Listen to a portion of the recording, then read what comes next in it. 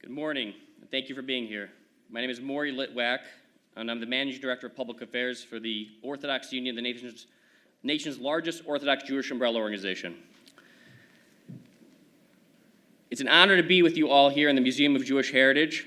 I want to start by acknowledging some very, very important people who are joining us here today, including Cheryl Fishbein, the President of the JCRC, Louisa Chafee from the UJA Federation of New York, Rabbi Yechiel Kalish from Hatzalah, Rabbi Yerocham Silber from Agudath Israel of America, Ronnie Towell from the Sephardic Community Federation, Josh Melman from the FJCC, Rabbi Yoeli Rosenfeld from Bobov, Vincent Livian and Joe Rosenberg from the Brooklyn Diocese and the New York Archdiocese, and all of our community partners. I'm honored to introduce someone who is no stranger to the Jewish community. Governor Hochul is an incredible leader, public servant, and a voice for the voiceless. She cares deeply about protecting all New Yorkers from hatred and from violence. Governor Hochul has always spoken up loudly and proudly against anti-Semitism. And these are my official notes, but I want to share a story that just really, I shared it with many people here and they were just floored. 6 months ago, I had the privilege of bringing the governor to a yeshiva in Far Rockaway, Yeshiva Darchei Torah. And there, 2 middle school students came up to her and they asked her about the rise in anti-Semitism. They asked her about the attacks. They told her a story about how friends were afraid to put their yarmulke on in the community because of what was happening. And how would she react? She reassured those students. She told them how their safety is her #1 priority. And she told them this: hate has no home here in New York. That's what she conveyed to them. Hate has no home in New York in any form. And she said, if you hurt anybody in New York State, you're hurting all of us, the collective community in New York State. We want you to feel safe. We are so lucky to have her leading our state forward to a better future. It is my absolute privilege to introduce and welcome Governor Kathy Hochul.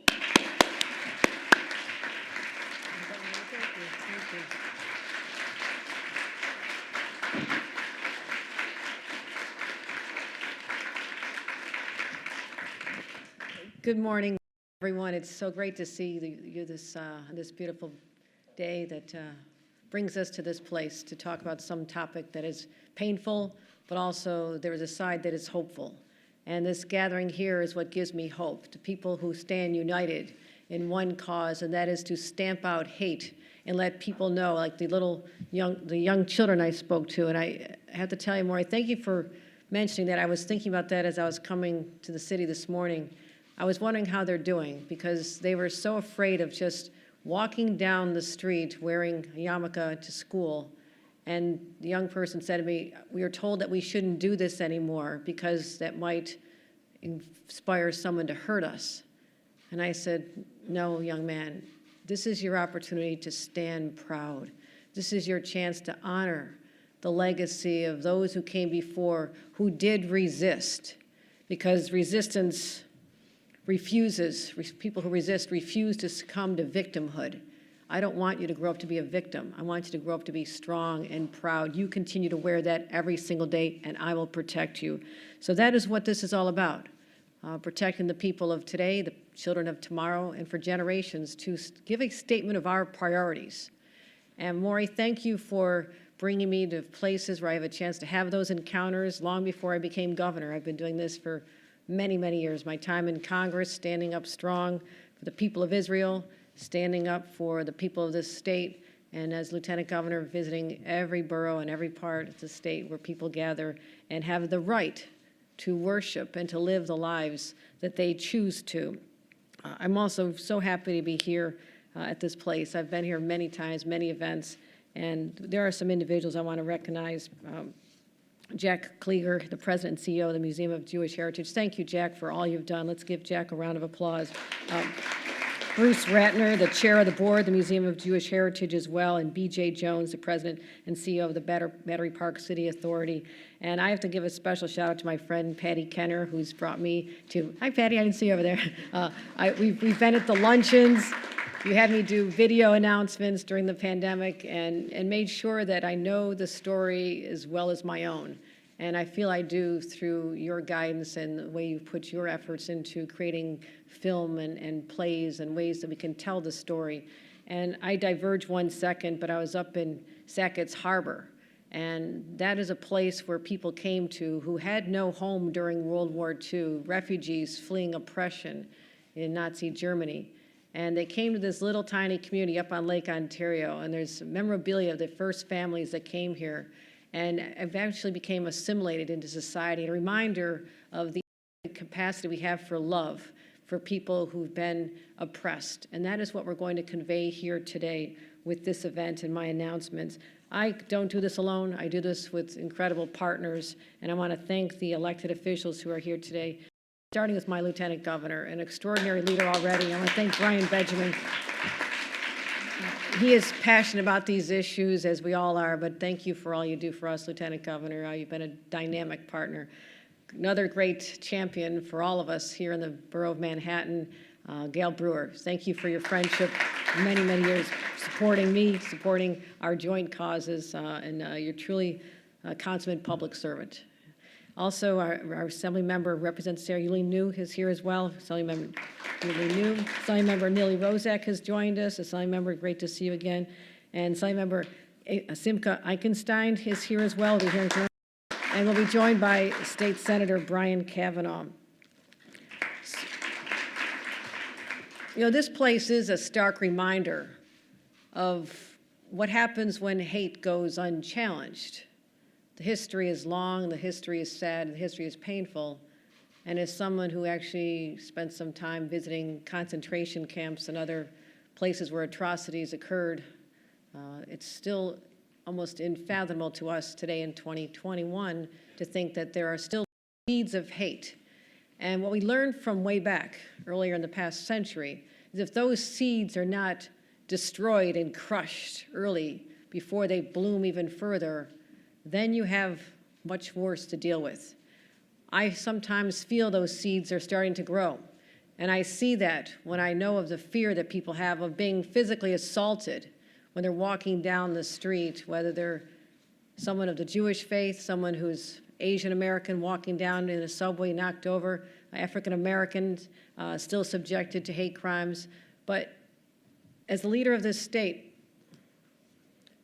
fellow human being, and as a mom, it's hard to accept that that goes on to the people that we represent and are charged with taking care of.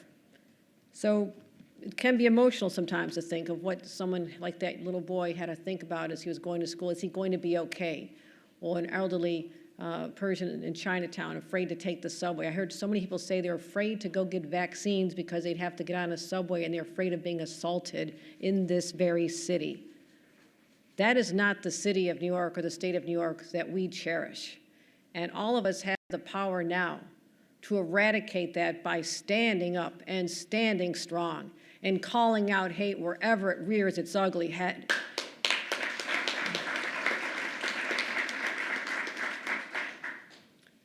I went up to Muncie shortly after that horrific attack and stood in a large forum. There were hundreds of people gathered, people of all faiths.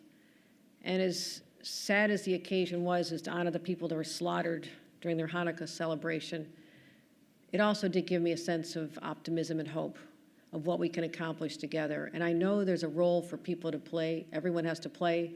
In government, it's calling it out. It's deploying the resources where necessary. It's deploying law enforcement. It's putting together hotlines, giving people access. Everybody deserves to feel secure. And as we heard a long time ago, President Franklin Delano Roosevelt, I visited his home this past weekend. Went down because I wanted to immerse myself in the story of another governor who overcame great challenges, physical challenges as well, and then ascended to become the president. And at that time, he spoke in in his State of the Union address in 1941, he talked about the 4 freedoms that we are all entitled to as human beings. And I read those 4 freedoms once again. And the greatest to me was the freedom from fear. No New Yorker should have fear going to their homes, going to their works, going to their places of worship, or just taking the subway or going out to dinner. We have to eradicate that fear once and for all. And we can do it starting here today. And that is why I'm so proud to announce we've already awarded $43 million to 362 nonprofits to help boost infrastructure security and to enhance preparedness, to be prepared, be ready, so we're not surprised, that we're ready to be able to handle any assaults or hate crime attacks. And this money will fund over 872 different projects across the state. But we're not done, my friends.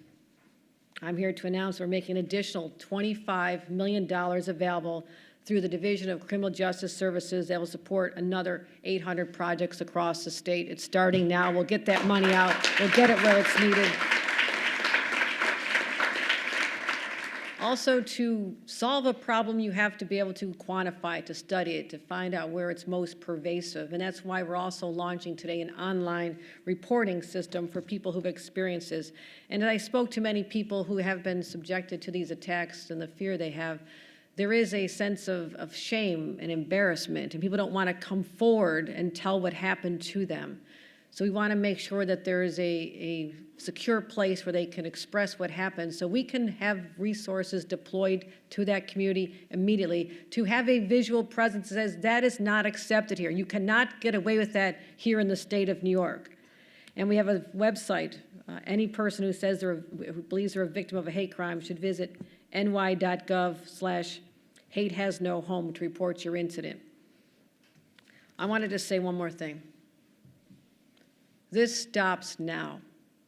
I don't want a single New Yorker to ever have the fear that's in the hearts of too many people from our Jewish community, our Asian community, our African American community, or any other community that feels they've been under siege. This is wrong. We are going to take a very strong stand, not just with these resources to protect, but we're going on offense. I like football a little bit, in case you haven't. We're going to defend, but we're going to go on offense. And we're going to let people know that if they dare raise a hand to any New Yorker, they are picking a fight with 20 million others, starting with their governor. It stops right now in places like this all over our state, and I want to thank you for being part of the solution. Thank you, my friends.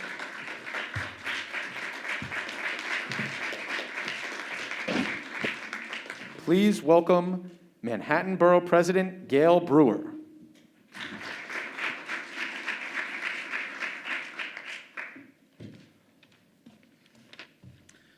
Thank you very much, Governor Hochul, for those wonderful remarks, very meaningful. And also, I want to thank the museum, and along with your notes about hope, I remember during the pandemic, there was a hate sign on the door of this museum. And I remember that the school across the street came to the front of the museum, and students, little ones about this big, same size probably as you met at the yeshiva, had written support for the museum, how much they loved the museum, and how much gathering meant.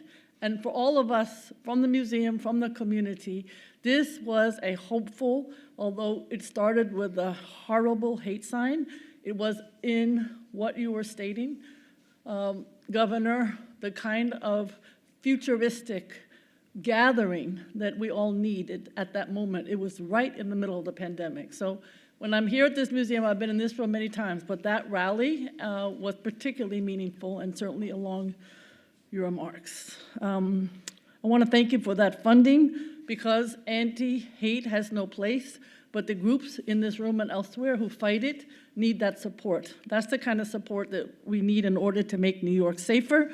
Hate has no home here. You said it, it's behind us, but too many people haven't got the message. NYPD reports that in the last year there have been 371 hate-related incidents targeting Jews, Asians, the Black community, and the queer community. And there's an untold number of hate crimes that go unreported, as we know. It's an epidemic, and as you stated, it must end. We're all outraged that almost no week goes by without an assault on a New Yorker because of what they look like, what language they speak, or whom they love. And I'm really, just like everyone else, outraged, upset that in a city that is famous for being the place people come to escape persecution, in some cases, they are scared to just leave their homes. And I'm also upset and outraged that vulnerable New Yorkers are being left to protect themselves. Under your leadership and all leadership, that's not going to happen. No form of hate can be ignored, whether it's last month's anti-Semitic graffiti on the FDR Drive, or Asian Americans being attacked on the subway or in Chinatown or East Harlem or elsewhere. I've gone to too many rallies and vigils where we're fighting for basic decency, where the message has been, just keep your hands to yourself, just let your neighbors live. Is that too much to ask? No. Everyone deserves to feel safe on our streets, on our transit, in our workplaces, as you stated. Let me be clear, people of all races, ethnicities, religions, genders, sexual orientations, you belong here in New York City. What does not belong here are closed-mindedness, hate, and violence. I'm really proud to join you and to join Governor Hochul in tackling these vicious issues and making New York, especially Manhattan, a safe place for everyone. Thank you very much. Please welcome Senator Brian Kavanaugh.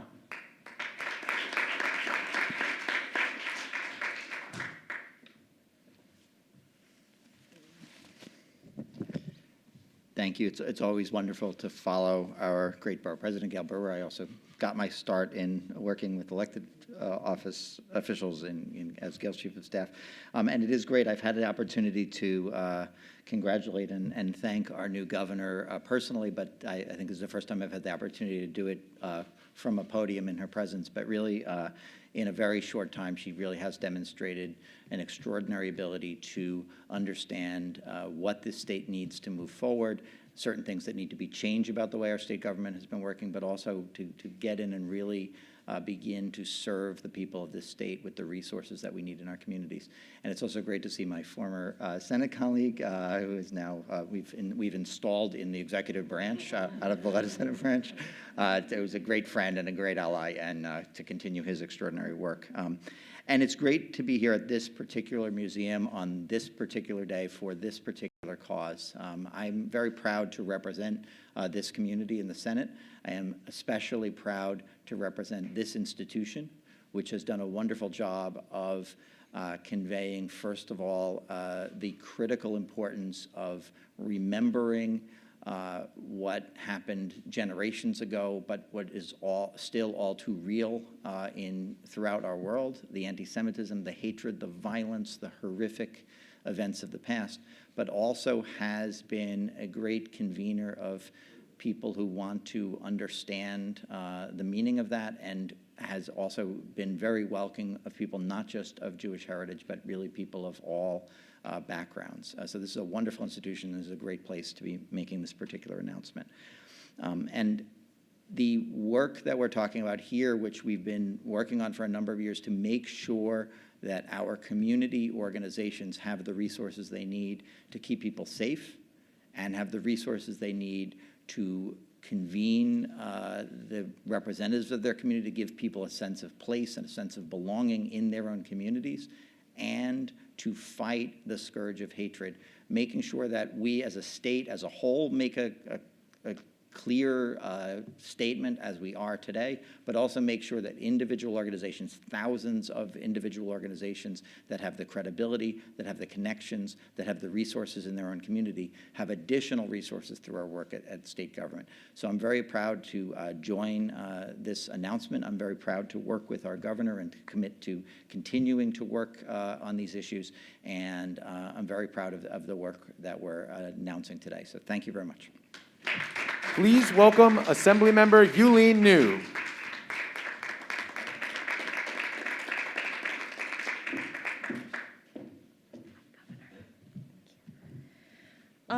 So welcome to the district, the best district, I would argue, in the entire state of New York. But I wanted to say that, I'm really glad that we're holding this event here today, because I still remember, just like Gail, just like Brian, when the Confederate flag was tied to the doors of these museum doors. And I still remember the community's feelings, and I still remember the community's heartbreak, and I still remember the community's outrage. And I just wanted to say that, we know that anti-Semitic attacks have been on the rise, not since just this summer, but in many years before this. We saw the swastikas drawn on my yeshiva. We've seen the hate symbols scrawled in our co-ops. We've seen the hate symbols scrawled on our FDR. And we've had a number of hate crimes in my district that people were shocked by. People punched in the street for wearing a mask, for not wearing a mask, beat up, set on fire. There's so much that we need to do to fix this. This is one step out of the many that we need to take. And I want to thank our governor for not just continuing to make sure that we have the equipment and the monitoring, but also understanding that our nonprofit organizations who have been doing the work on the ground are also getting the support that they need. It starts with education, it starts with understanding, and we need to make sure that we are doing that. At this museum is also where I was able to meet Mariam Wiesel.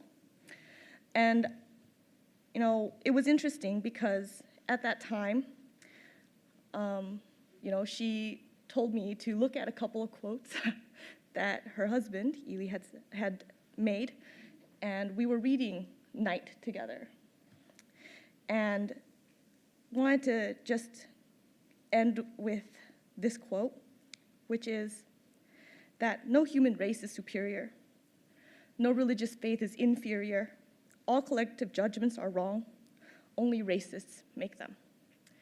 I just wanted to say thank you for all of your work for New York, and to my assembly colleagues. I want to say thank you to Simca especially, and to Neely Rosick, because we've been working to make sure that we have enough funding for our Hatzalah. And these are life-saving services. We have community organizations that need them desperately. These are the ways that we can help people continuously by making sure that the work that we are doing to bridge those gaps, to make those connections, are continuous. So thank you so much. Please welcome Assemblymember Nili Rose.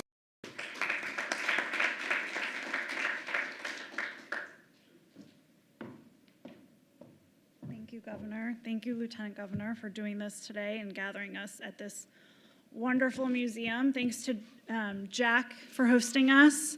The Museum of Jewish Heritage has been at the forefront of educating New Yorkers, not just about the Holocaust, but about what Jewish heritage means, and it means different things to different people.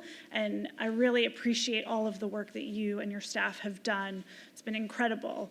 And if you're an educator in New York, you come to this museum so that you have the right tools to teach the next generation about the lessons of the past. And what we've learned over the last several years, but for quite some time now, is that the steady surge of anti-Semitism across New York became an undeniable wave of hate.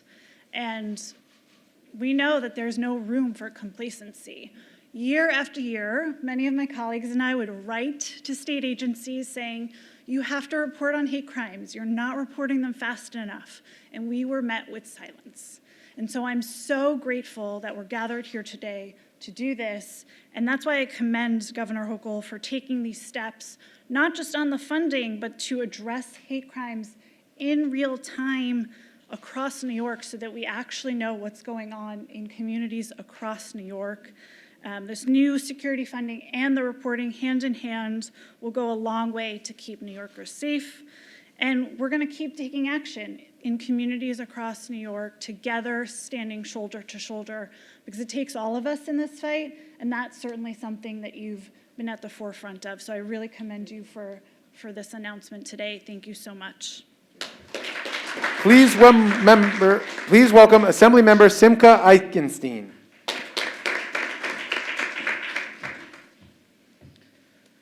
Thank you, Governor, for bringing us all together today.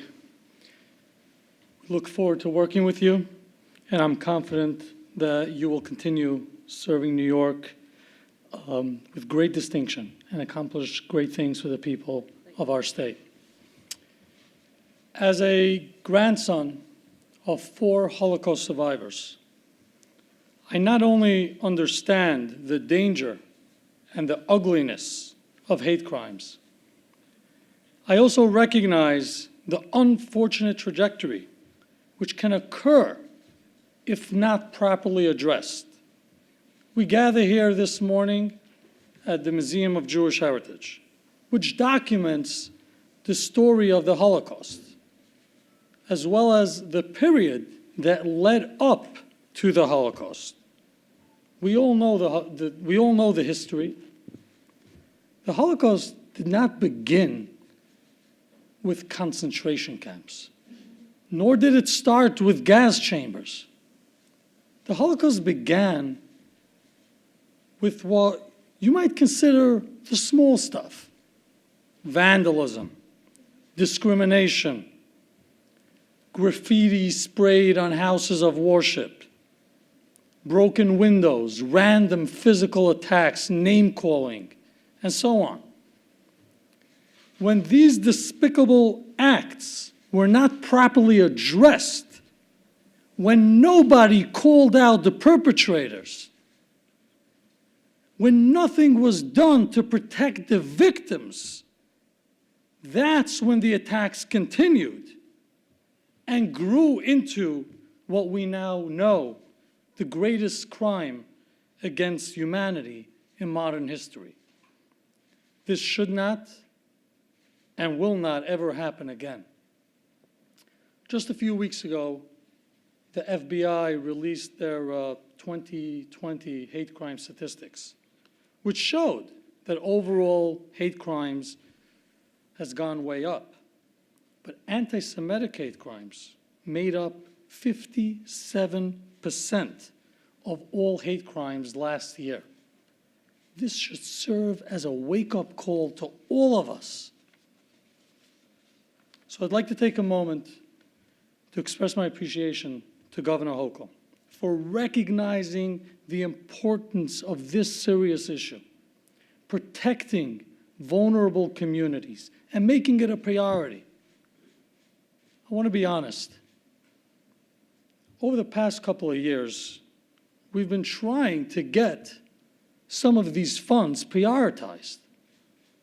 And while we have worked on, along with my Assembly colleagues, and I thank you for it, Yulene and Nili, while we have been successful in expanding the eligible criteria, for example, the inclusion of summer camps, the funds were never released. Governor Hochul has been in office now just a couple of weeks, and you have managed to get the funds out the door. You have prioritized security.